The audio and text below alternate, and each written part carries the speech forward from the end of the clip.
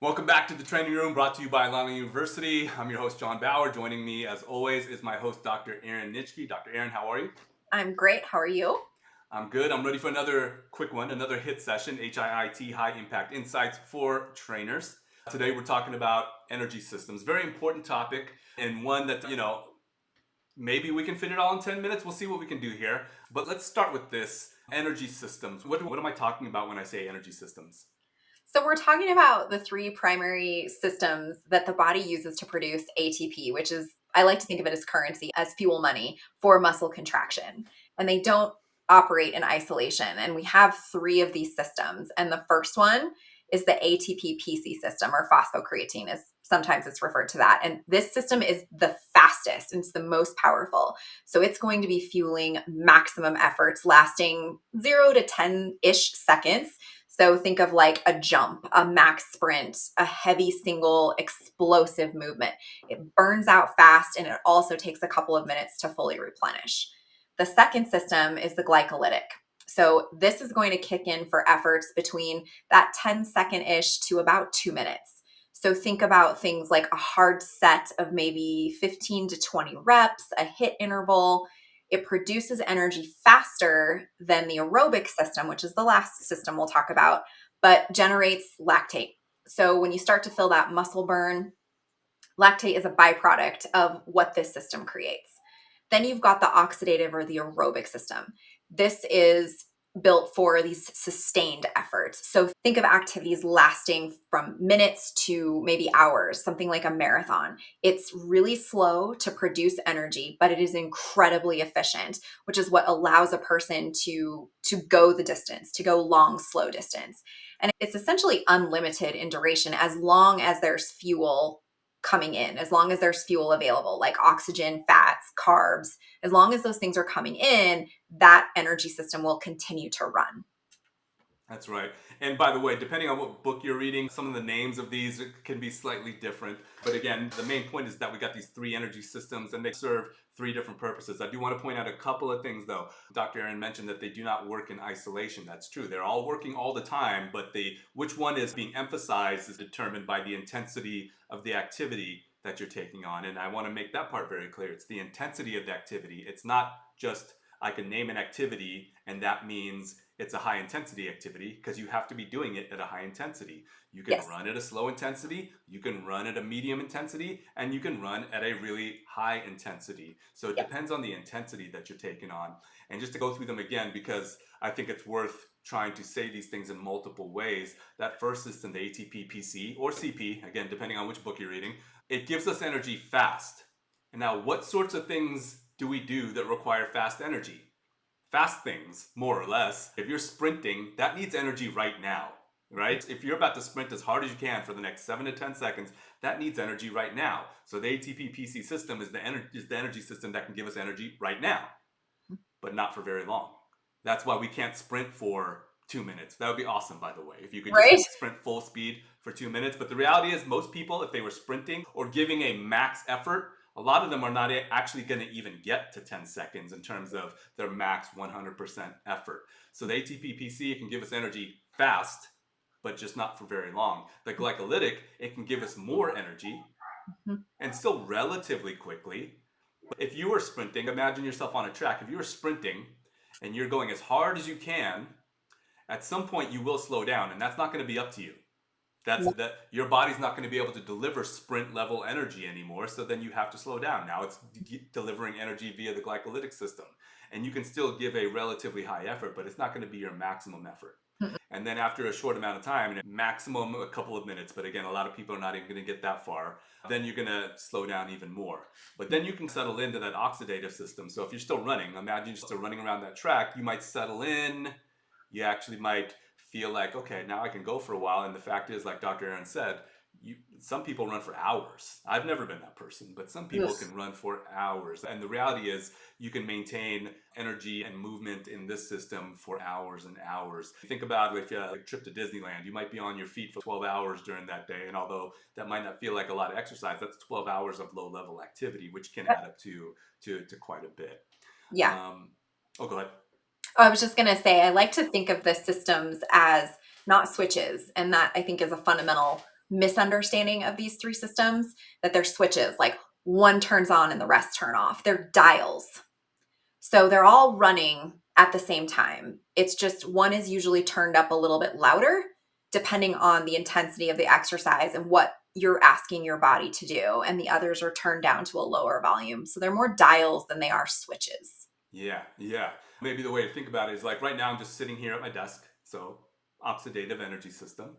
And if I get up and decide to sprint outside of the house, then that means I've had to turn on the ATP-PC system to help give me energy for that sprint. So again, the oxidative system would still be there, but we've twisted the dials a little bit so that I can get a little bit more energy for that sprint. 100%. So why does knowing this stuff matter? And I'll start when you're programming for someone, that's a good place for it to matter. So just to give you a sports example, let's imagine football players, American football. The average play in American football is probably 3 or 4 seconds. And for the most part, it's 3 or 4 seconds of high intensity effort. Knowing that, in my training program, I would want to make sure that my athletes are prepared for a lot of 3 to 4 second high intensity efforts. Mhm. So that is to say that for some of you who played these sports and maybe in high school they just made you run 10 miles every day for practice, although it probably got you really good at running 10 miles, it Mhm. may have not really prepared you for those 3 or 4 seconds of high intensity effort. So when you're trying to decide, what intensity level should we do for different exercises, what are we trying to accomplish? It always has to come back to that, isn't that right? Yeah, absolutely. I think it also explains why rest periods matter so much in between whatever Mm-hmm. exercises you're doing. Because if you want to train your ATP, your PC phosphocreatine system, which is true power, true speed, you need to fully replenish that system. It burns out quick and it needs time to recovery. So, shortening the rest period between bouts of that true speed, true power defeats the purpose of training in that system. Right. We've already touched on a little bit, but where do trainers get this wrong? We've touched on maybe just randomly picking things, randomly doing long distance efforts when you need to be good at short distance efforts. But think about, again, what are you trying to accomplish with your client? If it's a sport specific thing, then make sure you know the sport and analyze the sport. But then there's another piece too. I don't think as people we want any of these systems to be particularly weak, right? And I think one thing that happens to a lot of people is we get into this mode of doing a lot of low intensity to moderate intensity exercise and never really touch high intensity. And there's a number of reasons why. But I think that it makes sense to just at least touch high intensity every now and then, just so that you know you can access it. Because sometimes life will ask you to do something that requires some high intensity, right? Whether that be sprinting down the street, maybe you got to move a couch, and some of those things it gets a little crazy, especially if you're going around a corner on the stairs, right? So, can do you have it in you to go high intensity? So, in that case, it makes sense to make sure to train all of them at some point, Yeah. maybe less emphasis on one than the other, but it Mhm. makes sense to touch all of them. What do you think about that? Yeah, I totally agree. And again, they're dials, they're not switches, and they all play an important role in living. We're not always going to be doing endurance-based activities. We're not always going to be doing high intensity activities. So training that is reflective of life is important. And I think one of the most common mistakes is not connecting theory to practice in real training decisions. And knowing the three systems is completely useless if your programming doesn't reflect that level of understanding.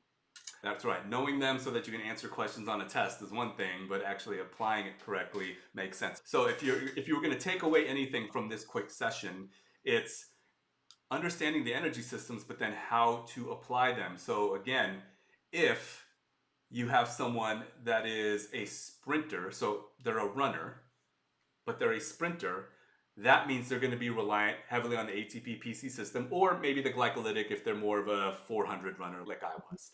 Running marathons every day will get them really good at running marathons, but will not necessarily help them with their sprinting. In other words, it'll work their oxidative system, Mhm. but not so much their ATP-PC or their glycolytic system. So this is where it really comes into play for us as trainers, is not just understanding the systems, but how to apply them.